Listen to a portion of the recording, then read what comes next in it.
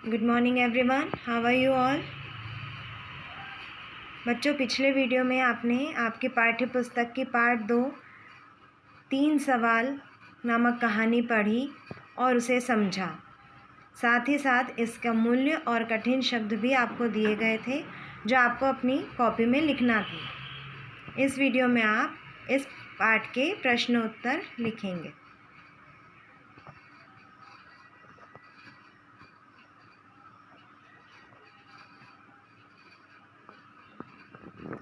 सोचिए और बताइए। प्रश्न 1,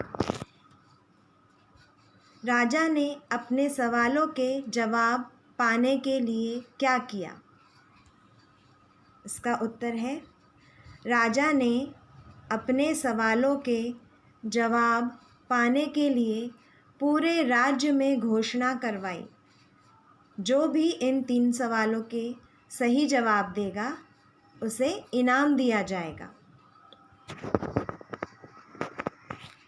प्रश्न 2, राजा को पहले सवाल के क्या क्या जवाब मिले? इसका उत्तर इस प्रकार है, राजा को पहले सवाल के जवाब में कुछ लोगों ने कहा कि किसी काम को शुरू करने से पहले सोच लेना चाहिए कि काम कितने दिन या महीने में पूरा होगा। फिर काम करने का समय और तरीका नियत करना चाहिए। फिर उसी के अनुसार काम करना चाहिए। सही समय पर काम पूरा करने का यही एक सही तरीका है। कुछ और लोगों का मानना था कि काम का समय तय करना कठिन है, लेकिन बेकार के कामों में समय न गंवाएं। जो भी आसपास हो रहा हो उस काम में लग जाएं। एक तीसरा दल भी था।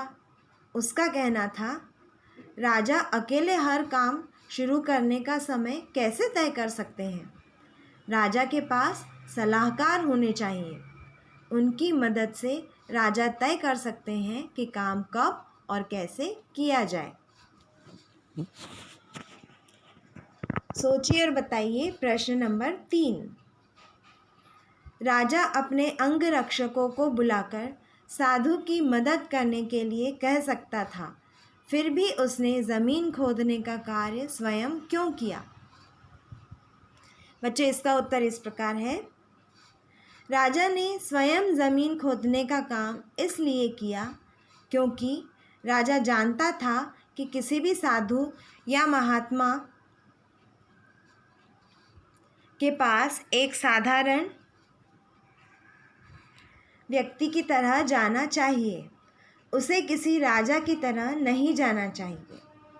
उसे विनम्रता, आदर, दया की भावना से प्रेरित होना चाहिए। ज्ञानी होकर भी एक सन्यासी ज़मीन खोदने का कार्य कर सकता है, तो फिर राजा क्यों नहीं कर सकता? इसी भावना से प्रेरित होकर राजा ने अंगरक्षकों को बुलाने के स्थान पर स्वयं मदद करना उचित समझा। प्रश्न नंबर 4, यदि राजा को अपने शत्रु के बारे में पहले से ही पता चल जाता तो क्या वह उसकी मरहम पट्टी करता? इसका उत्तर लिखिए। यदि राजा को अपने शत्रु के बारे में पता चल जाता तो शायद वह उसकी मरहम पट्टी नहीं करता, क्योंकि उस समय वह एक राजा की दृष्टि में उसके शत्रु का भाई होता जो उसे मार देना चाहता था। राजा उस पर क्रोधित होता और उसे कभी भी क्षमा नहीं करता।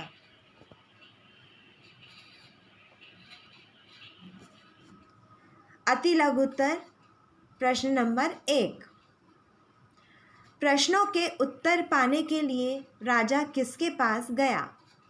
इसका उत्तर है, प्रश्नों के उत्तर पाने के लिए राजा साधु के पास गया।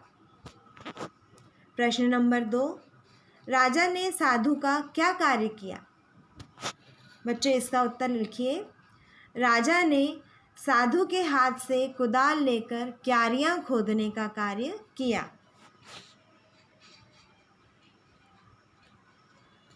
लघु उत्तर। प्रश्न नंबर 1, राजा के मन में कौन से 3 सवाल उठ रहे थे? इसका उत्तर इस प्रकार है। राजा के मन में उठने वाले 3 सवाल इस प्रकार थे। पहला, किसी काम को करने का सही समय कौन सा होता है? दूसरा, किसकी बात सुननी चाहिए? और तीसरा, सबसे ज़रूरी काम कौन सा है? लघु उत्तर प्रश्न नंबर 2, घायल आदमी राजा से माफ़ी क्यों मांग रहा था? इसका उत्तर है, घायल व्यक्ति राजा का शत्रु था, जिसे राजा के अंगरक्षकों ने मारने का प्रयास किया था। राजा ने उसके भाई को फांसी की सज़ा दी थी। इसी बात का बदला लेने के लिए वह राजा को मारने आया था, लेकिन राजा ने अनजाने में दया भावना के कारण उस व्यक्ति की मदद की, जिसके कारण वह बच गया। राजा की इसी उदारता के कारण उसने राजा से माफ़ी मांगी।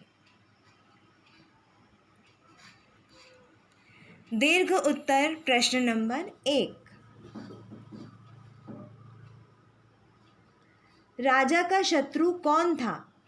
उसकी राजा से क्या शत्रुता थी और शत्रुता मित्रता में कैसे बदल गई?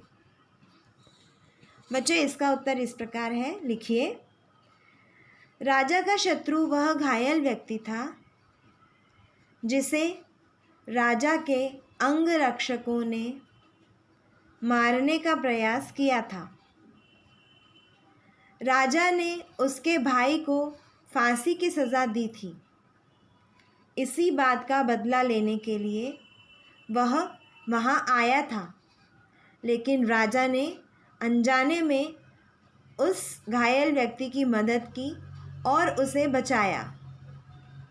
तभी राजा की दयालुता से प्रभावित होकर घायल व्यक्ति अपनी शत्रुता भुलाकर मित्र बन गया।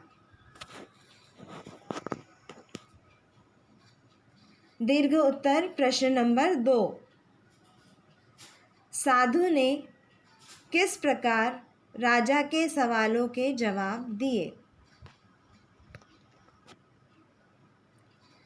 राजा के सवालों के जवाब देते हुए साधु ने कहा, अगर कल तुम्हारे मन में मेरे लिए दया न आई होती तो तुम चले गए होते और तुमने क्यारियाँ तैयार न की होती और रास्ते में वह आदमी तुम पर हमला करता और तुम मेरे पास न रुकने के लिए पछताते। जब तुम क्यारियाँ तैयार कर रहे थे वही सबसे उचित समय था और मैं तुम्हारे लिए महत्वपूर्ण था। जब वह घायल आदमी दौड़कर हमारे पास आया और हमने उसकी मरहम पट्टी की, वह समय तुम्हारे लिए सही समय था। यदि तुम ऐसा न करते तो वह व्यक्ति मर जाता। तुमने उसके लिए उस समय जो भी किया वही काम सबसे ज़रूरी काम था।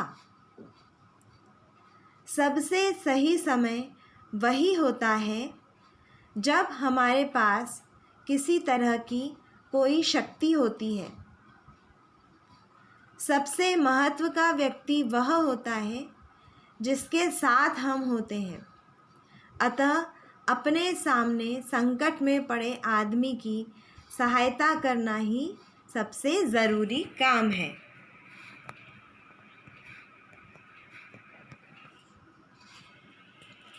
पाठ से आगे प्रश्न 1, समय बड़ा मूल्यवान है, स्पष्ट कीजिए। बच्चों, इस प्रश्न का उत्तर इस प्रकार है। यह उक्ति 100% सत्य है। समय कभी भी किसी की प्रतीक्षा नहीं करता, वह लगातार चलता ही रहता है। हमें समय रहते अपने कार्य कर लेने चाहिए, ठीक उसी प्रकार जिस प्रकार कहानी के राजा ने किया। राजा ने समय की अहमियत को समझते हुए पहले साधु और फिर उस घायल व्यक्ति की मदद की। यदि राजा ने समय रहते उनकी मदद नहीं की होती तो कहानी का अंत कुछ और ही होता। अतः समय का मोल पहचान कर उसके अनुसार कार्य करना चाहिए।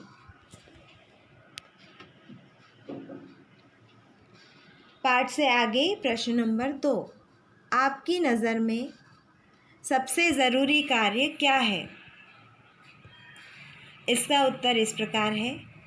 हमारी नज़र में भी सबसे ज़रूरी कार्य वही है जो वर्तमान में हमारे सामने है। उस कार्य को हमें पूरी लगन और मेहनत से करना चाहिए। जैसे राजा ने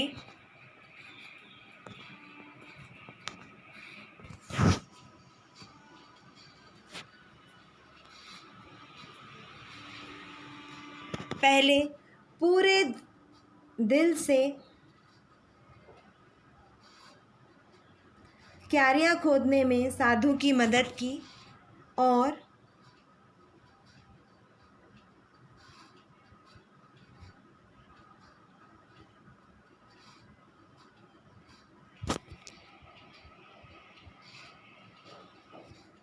फिर उस घायल व्यक्ति का उपचार किया।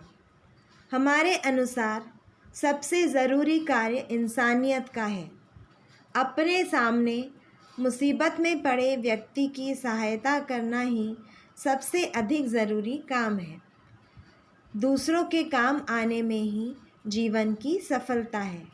हमारे जीवन का मुख्य उद्देश्य दूसरों की सहायता करना है।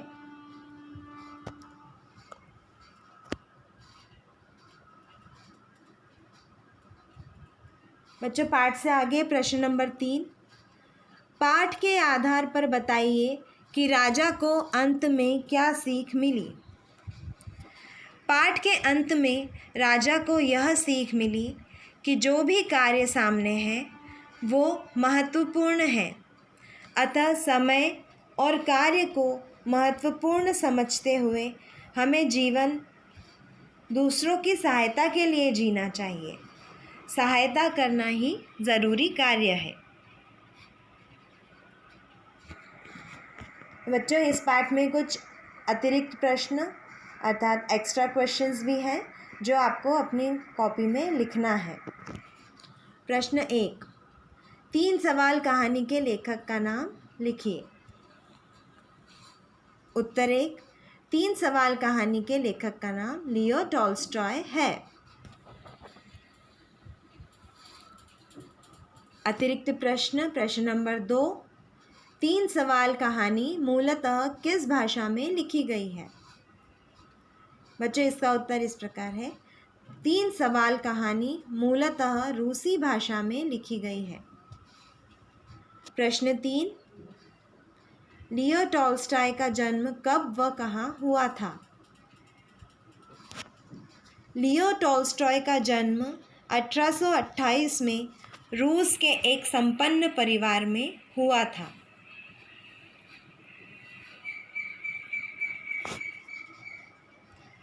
प्रश्न 4। लियो टॉल्स्टॉय की कुछ प्रमुख रचनाओं के नाम लिखिए। लियो टॉल्स्टॉय की प्रमुख रचनाएं हैं युद्ध और शांति तथा अन्ना करेनिना। प्रश्न 5। लियो टॉल्स्टॉय की मृत्यु कब हुई थी? लियो टॉल्स्टॉय की मृत्यु 1910 में हुई थी।